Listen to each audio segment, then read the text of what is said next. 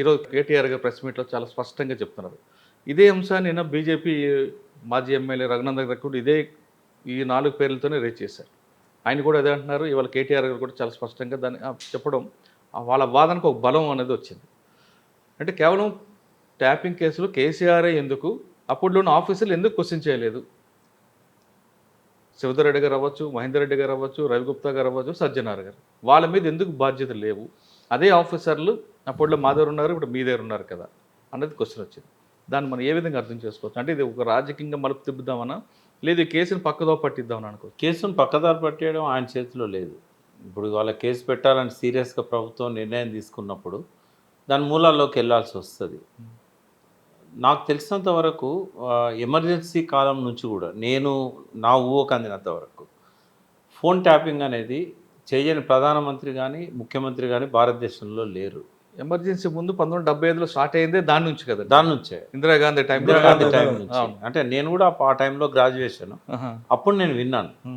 తర్వాత అదే ఇప్పుడు ఈ ఫోన్ ట్యాపింగ్ల వల్ల అమెరికా ప్రభుత్వం కూడా కూలిపోయింది. వాటర్ గేట్ కుంభకోణం ఇట్లాంటివి. ఇక్కడ మన పక్కన కర్ణాటక రామకృష్ణ హెగ్డే కూడా. అయితే ఫోన్ ట్యాపింగ్ అనేది సర్వసాధారణం. అయితే చట్టం ఉంది, ఇండియన్ టెలిగ్రాఫ్ యాక్ట్ కానీ తర్వాత కొన్ని స్పెషల్ గైడ్ లైన్స్ కానీ ఉన్నాయి. ఫోన్ ట్యాపింగ్ సార్ మీకు తెలియదు కాదు, ఇది కేవలం అన్లాఫుల్ యాక్ట్ వాళ్ళకి వాళ్ళకి వర్తిస్తుంది. పొలిటీషియన్స్ కి తర్వాత బిజినెస్ మ్యాన్ వర్తించదు కదా? వర్తించదు. అయితే ఇప్పుడు ముఖ్యమంత్రి గారు ఒకవేళ చెప్పినా కూడా, ఒకవేళ ఫోన్ ట్యాపింగ్ చేయమని చెప్పారే అనుకుందాం, అధికారులు శాశ్వతంగా ఉండేవాళ్ళు, రిటైర్మెంట్ అయ్యేదాకా ఉండేవాళ్ళు అధికారులు. వాళ్ళకు ఉండే ప్రమాణాలు వాళ్ళకు ఉండాలి. కేవలము 5 ఏళ్ళకు ఒకసారి మారే ముఖ్యమంత్రులో మంత్రులో ఫోన్ ట్యాపింగ్ చేయమంటే చేయకూడదు. చేస్తే దానికి ఆ మంత్రి బాధ్యుడు కాదు. మంత్రి ఎక్కడ రిటర్న్గా ఆదేశాలు ఇయ్యాడు. రేవంత్ రెడ్డి ఫోన్ ట్యాప్ చేయి, ఉత్తమ్ కుమార్ రెడ్డి చేయమని ఎప్పుడు చెప్పాడు. ఓరల్ ఇన్స్ట్రక్షన్స్ ఉంటే వాడికి ఆధారాలు ఉండవు. కాబట్టి ఇక్కడ బలయ్యేది ఎవరు అంటే అధికారులే బలవుతారు. ఏ ప్రభుత్వంలోనైనా అధికారులే బలవుతారు. కేసు పెట్టాల్సి వస్తే ఫస్ట్ పెట్టాల్సింది అధికారుల మీద. తర్వాత ఈ నలుగురితో పాటు హోమ్ సెక్రటరీ కూడా బాధ్యుడు అవుతాడు. అదే ఆయన అప్పుడు రవిగుప్తా గారు హోమ్ సెక్రటరీ ఉన్నారు అప్పుడు. సో ఆయన కూడా బాధ్యుడు అవుతారు. అంటే ఫస్ట్ ఇప్పుడు మనం ఎగ్జాంపుల్ రాజశేఖర రెడ్డి గారు గవర్నమెంట్లో ఆదేశాలు ఇచ్చిన రాజశేఖర రెడ్డి గారు చనిపోయారు. బట్ కేవీపీ గారు సంతకం పెట్టమంటే మేము పెట్టాము అని చెప్పినా కేవీపీ మీద కేసు లేదు. కేసు అయిన శ్రీలక్ష్మి మీద, బీపీ ఆచార్య మీద. నాకు తెలిసి వాళ్ళిద్దరు చాలా బెస్ట్ ఆఫీసర్స్. వాళ్ళ సర్వీస్ అంతా కూడా ఎప్పుడు కరప్షన్ అలిగేషన్స్ లేని ఆఫీసర్స్ వాళ్ళు. అటువంటి వాళ్ళు జైల్లో ఉన్నారు నెలల తరబడి. అంటే అధికారులే ఇక్కడ బలవుతారు. కాబట్టి అధికారులు కూడా అసెప్ట్ చేసుకోవాలి. వాళ్ళు ట్యాప్ చేయమన్నంత మాత్రాన ఐఎస్ఐఎస్ వాళ్ళే ట్యాప్ చేయొచ్చు. నక్సలైట్ ఎన్ఐఏ వాళ్ళు కనుక రికమెండ్ చేస్తే నక్సలైట్స్కి కూడా ట్యాప్ చేయొచ్చు. ఇక రౌడీ షీటర్స్ ఎవరైనా ఉంటే కూడా చేయొచ్చు. ఎందుకంటే టు ప్రివెంట్ ద క్రైమ్. అవును, ఏదైనా కూడా పర్మిషన్ తీసుకోవాలి. 6 నెలలకు ఒకసారి దాన్ని మళ్ళీ రెన్యువల్ చేయాల్సి ఉంటుంది. ఏది జరగకుండా ఇష్టారాజ్యంగా నడిచిపోయింది. అంటే ఈరోజు కేటీఆర్ గారు అన్న మాటలు ప్రకారం చూస్తే ఆ నలుగురికి బాధ్యతలు చేయాలనుకుంటున్నారు. అంటే ఆ నలుగురైనా ఇంకెవరైనా ఐజీలు ఉన్నారా? ఎందుకంటే శివధర్ రెడ్డి గారు రిటైర్ అయ్యారు. వాళ్ళ నుంచి ఆ బాధ్యతల నుంచి తప్పుకున్నారు ఆయన కొంతకాలం తర్వాత. బట్ ఎక్కువ కాలం ఉన్నది అంటే తప్పుకున్నారో ఎక్కువ కాలం ఉన్నది ఆయన కాదు. ఆయన ఫస్ట్ 2 ఇయర్సే ఉన్నాడు. ఆ 9 ఇన్సిడెంట్ తర్వాత ఆయన అక్కడ నుంచి. అయితే ఎవరు తర్వాత వచ్చిన బాధ్యులు ఎవరు? ప్రభాకర్ రావుకు ఆయనకు మధ్యలో కూడా ఇంకొక అతన్నాడు, నవీన్ చంద్ ఉన్నారు.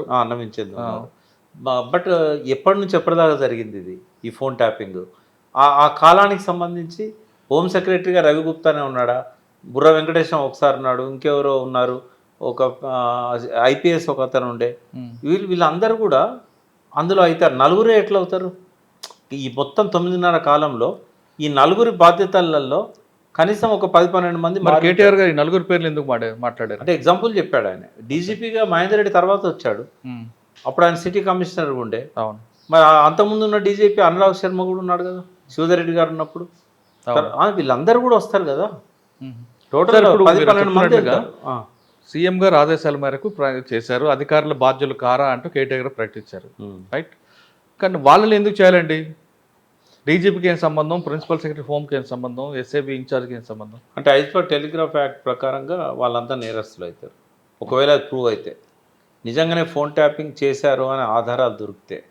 బట్ నాకు తెలిసి ఏ ఆధారం కూడా ఉండదు. అటువంటప్పుడు ఇది కేవలం పార్లమెంట్ ఎన్నికల్లో రాజకీయ లబ్ధి పొందడానికి జరుగుతున్న డ్రామా అని అనుకోవచ్చు. అంటే కొంతమంది ఏమంటున్నారంటే SAB plus law and order police రెండు సెపరేట్. ఎస్ఏబి ఇండిపెండెంట్ ఏజెన్సీకి ఉంటుంది, దానికి ఎస్ఆర్ అమౌంట్ ఒక అమౌంట్ ఇస్తారు. ఆ అమౌంట్లోంచి వాళ్ళు ఎక్విప్మెంట్ కొనుక్కునే అధికారం వాళ్ళకు ఉంది. డీజీపీకి చెప్పాలని రూల్ ఉండదు, ప్రిన్సిపల్ సెక్రటరీ హోమ్కి చెప్పాలనే రూల్ ఉండదు. ఒక సెక్షన్. ఇంకో సెక్షన్లో ఒక ఎక్విప్మెంట్ కొనాలనుకుంటే మీరు అన్నట్లుగా ఇంటెలిజెన్స్ డీజీ పర్మిషన్ తీసుకోవాలి, అక్కడ డీజీ పర్మిషన్ వెళ్ళాలి, డీజీ నుంచి హోమ్ సెక్రటరీ ప్రిన్సిపల్ సెక్రటరీకి వెళ్తారు. కానీ ఈ ఎక్విప్మెంట్ టెలిఫోన్ ట్యాపింగ్ కొనడానికి మాత్రం ఎస్ఐబి వాళ్ళు ఇండిపెండెంట్గా కొనుక్కోవచ్చు. కాబట్టి డీజీకి ప్రిన్సిపల్ సెక్రటరీకి సంబంధం ఉండదు అనేది ఒక వాదన. అంటే వాదనలు ఎట్లున్నా కూడా పోలీస్ డిపార్ట్మెంట్లో ఏది జరిగినా కూడా డీజీపీ బాధ్యుడవుతాడు. రైట్, అది కరెక్ట్. కాబట్టి ఆయనకు తెలిసి జరిగినా తెలియక జరిగినా master is liable for the servants mistakes, law of thoughts అంటాం దీన్ని. సో అట్లా ఆయన బాధ్యుడవుతాడు. రెండవది ఏంటంటే హైరార్కీలో హోమ్ సెక్రటరీ పర్మిషన్ లేకుండా జరుగుతున్నప్పుడు ఆయన నియంత్రించాల్సి ఉండే, వార్నింగ్ ఇవ్వాల్సి ఉండే, ఇవ్వనందుకు ఆయన బాధ్యుడు అవుతారు. ఇప్పుడు బయట సమాజంలో నేరం జరుగుతుంటే చూస్తూ నోరెత్తకపోతే అది నేరం కాదు. కానీ ఒక డిపార్ట్మెంట్లో కింది అధికారులు నేరం చేస్తున్నప్పుడు తెలిసి మౌనంగా ఉండడం అనేది నేరం. కాబట్టి ఖచ్చితంగా వాళ్ళంతా బాధ్యులే అవుతారు. ఇంటెలిజెన్స్ చీఫ్కు సంబంధం ఉందా లేదా అనేది చూసుకోవాలి. ఎందుకంటే ఇంటెలిజెన్స్ చీఫ్ జనరల్గా ముఖ్యమంత్రితో ఉంటూ ఆ వ్యవహారాన్ని ఆయనకు చెప్తూ ఉంటాడు. బట్ ఇది ఒక సపరేట్ డిపార్ట్మెంట్ ఎస్ఐబి. మరి ఎస్ఐబికి ఇంటెలిజెన్స్ చీఫ్ డైరెక్ట్ బాధ్యుడా కాదా అనేది నాకు తెలియదు, పోలీస్ ఆఫీసర్ చెప్పాలి.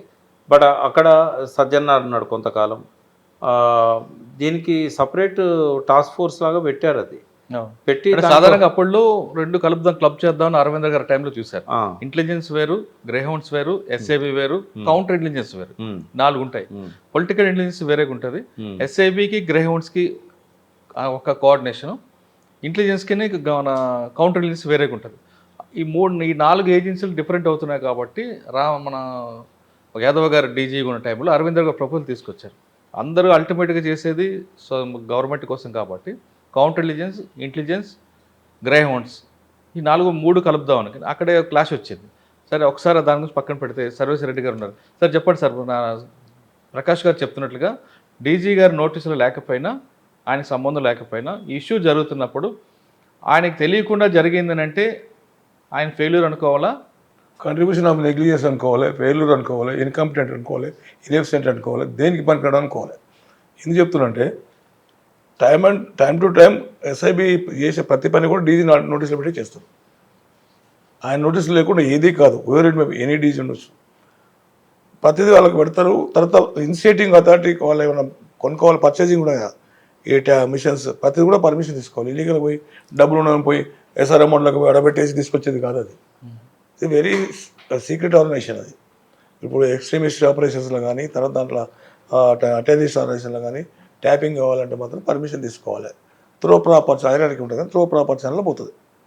సంతకం పడినప్పుడు ఈ నెంబర్లు ఎవరు చూసుకోరండి, పీసీసీ నెంబర్, ప్రెసిడెంట్ నెంబరు, తర్వాత మా నా నెంబరు, ప్రకాష్ గారి నెంబరు పెట్టి రాదు కదా. పెట్టింది అనుకో, పంపేటప్పుడు ఒక 5 నిమిషాలు టైం స్పెండ్ చేస్తే ట్రూ కాలర్ అనే పేర్లు వస్తాయి కదా, అంతా కూడా చూసుకోవాలంత చేయాల్సిన అవసరం లేదు కదా. అంటే ఒక నెంబర్ పెట్టినప్పుడు కింద రాస్తారు కదా, ఈ వ్యక్తి ఎవరు, ఈ నెంబర్ ఏంటి, అన్నట్టు క్రైమ్ నెంబర్ ఏంటి, అవును ఏ పర్పస్ మీద ఈ నెంబర్ ట్రాప్ చేస్తున్నాం అది. మళ్ళీ చూడ లేకుండా ఫార్వర్డెడ్ అకౌంట్ పర్మిషన్ రాస్తే ఈయన ఫార్వర్డ్ అయిపోవాల్సింది వెనక్కి, అట్లా ఉండదు. సార్ ఈరోజు కేటీఆర్ గారి మాటల్లో మీరు సమర్థిస్తారా, వ్యతిరేకిస్తారా? కేటీఆర్ గారిది ద్వంద్వ వైఖరి కనిపిస్తుంది, డ్యూయల్ స్టేట్మెంట్ లాగా. ఎట్లా అంటే మొన్న అంతకుముందు ఒక పబ్లిక్ మీటింగ్లో మాట్లాడుకుంటూ ఏందా పెద్ద టాపింగా, ఒకటి జరిగి ఉండొచ్చు అని పార్సల్ అడ్మిషన్ చేసి, ఒక పొలిటీషియన్, ఒక లీడరు, దట్టు నాలెడ్జ్ ఉన్న పర్సన్ అట్లా మాట్లాడదు కదా వేగంగా. మళ్ళీ దాన్ని మళ్ళీ ఎవరు అడ్వైజ్ చేశారు, రెక్టిఫై చేసుకున్నారు, ఆయన లేని పొందింది కొట్టుకుంటే మళ్ళీ ఇప్పుడు ఈ రోజుకి ఇది వీళ్ళు 4 పేర్లు వచ్చినాయి. తర్వాత ఆయన ఇప్పుడు నా ఇల్లీగల్ పనులు నాకేం అవసరం చేయనీకే, నీకేం అవసరం ఉందని మన అట్లా చేస్తారు, ఒకటి చేస్తారని. అంటే ఆయన స్టేట్మెంట్ అంటే ఒక స్టాండర్డ్ లేదు, భయంగా స్టేట్మెంట్ ఉంది, ఇంటెన్షన్ స్టేట్మెంట్ ఉంది. ఈ రెండింటిలో మనం డిఫరెన్షియేట్ చేయడానికి లేదు. అందుగురించి కేటీఆర్ స్టేట్మెంట్ అంత ప్రామాణికం, ఒక విధంగా భయం ఉంది. తర్వాత వీళ్ళు అన్నప్పుడు అంటే ఈయనకు ట్యాపింగ్ తెలుసు అని అడుగుతుంది, దాంట్లో ఎంప్లాయిడ్ మీనింగ్ కనపడుతుంది. ట్యాపింగ్ ఇలా పేర్లు అని చెప్పుకుంటూ వచ్చినట్టే ట్యాపింగ్ చేసినట్లు ఆయనకు నాలెడ్జ్ ఉంది. క్రైమ్ అండ్ క్రిమినల్ నాలెడ్జ్ నుండి దాన్ని ప్రివెంట్ చేయకపోతే కూడా నేరమే. కరెక్ట్. వాళ్ళ ఫాదర్ అంటే మన కరెక్ట్గా చెప్పలేము కానీ ఒక సోర్స్లో ఏం చెప్తుందంటే ప్రతిపక్ష నాయకులు మూవ్మెంట్ తెలుసుకోవడం అనేది గవర్నమెంట్కి ఉన్న వాళ్ళకి ఒక రైట్ ఉంటుంది. మూవ్మెంట్ కనుక్కోమన్నాం కదని వాళ్ళు ఫోన్లు ట్యాప్ చేయమని చెప్పడం కాదు కదా. ఇప్పుడు అక్కడే ప్రకాష్ గారు చెప్పాడు కదా, వీళ్ళు ఆఫీసర్స్ 5 ఏళ్ళ నుండి వాళ్ళు పోతారు, వీళ్ళది వీళ్ళు చూసుకోవాలి. ఒకటి చెప్తే కోతి కొబ్బరికాయ చేసి మొత్తం గమ్ములు వేపుకొని కూర్చొని మెడకేసుకున్నాడు పావును. అవసరం అది కాదు కదా. నువ్వు చేసే పని నువ్వు చేయి. ఇప్పుడు దీనివల్ల ఒక పెద్ద మెసేజ్ డిపార్ట్మెంట్ పోతుంది. ఏంటి అంటే ఏ తప్పు చేయకూడదు, మనం ఎవరి మాట వినకూడదు, నిష్పక్షపాతంగా ఉండాలనే కాన్సెప్ట్ కింద వస్తుంది. మరి ఎంతవరకు ఉంటారో మా వాళ్ళు ఏం చేస్తారు అనేది వాళ్ళే డిసైడ్ చేసుకోవాలి. ఎందుకంటే ఇప్పుడు ఈ సిచ్యువేషన్స్ సీరియస్ అఫెన్స్ అది. ఎక్కడంటే 120A ఉంది, ఆ తర్వాత టెలిగ్రాఫ్ యాక్ట్ ఉంది, సెకండ్ పార్టీ వస్తుంది. ఇట్లా 14-15 ఏళ్ళు లైఫ్ పడే ఛాన్సెస్ కూడా ఉంది కాన్స్పిరసీ కింద. మల్టీ స్టేట్లో కూడా రికార్డింగ్స్ అని ఉంటుంది. కర్ణాటక ఎలక్షన్స్, ఆంధ్రప్రదేశ్ ఎలక్షన్స్, ఈ ఎలక్షన్స్, ఈ 3 ఉన్నప్పుడు సోకాల్ నేమ్డ్ ఉన్న ఒక బాస్ ఆయన్నే అప్పుడు ఇక్కడ జరిపించింది. మరి రేవంత్ రెడ్డి గారిది కూడా జరిగింది కదా. మళ్ళీ అవి కూడా ఏంటి ఎవరు ట్రాప్ చేసి తెలుస్తుంది కదా. ఆయన 2004 నుంచి కూడా జరుగుతున్న ఎంక్వైరీ చేయబడుతున్నారు. చేయాలి ఆయన చెప్పడం కాదు, ఇప్పుడు వీళ్ళు చేయించాలి కదా. రేవంత్ రెడ్డి గారి కూడా జరిగింది కదా. 2014లో ఆయనే కదా మొదటి విక్టిమ్. మొదటి వ్యక్తి అప్పటి నుంచే వచ్చింది ఇది టెలిఫోన్ ట్యాపింగ్ అని. అంతకుముందు నడుస్తుందో చేస్తుందో బయటపడేప్పుడు దొరికిన దొంగలు లేకుండా దొరలు, దొరికిన కనుక దొంగలు లేకుండా దొరలాగా తిరుగుతున్నారు.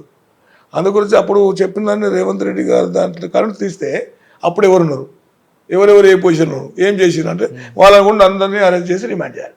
ఇది వీటికే వదిలిపెడితే కాదు.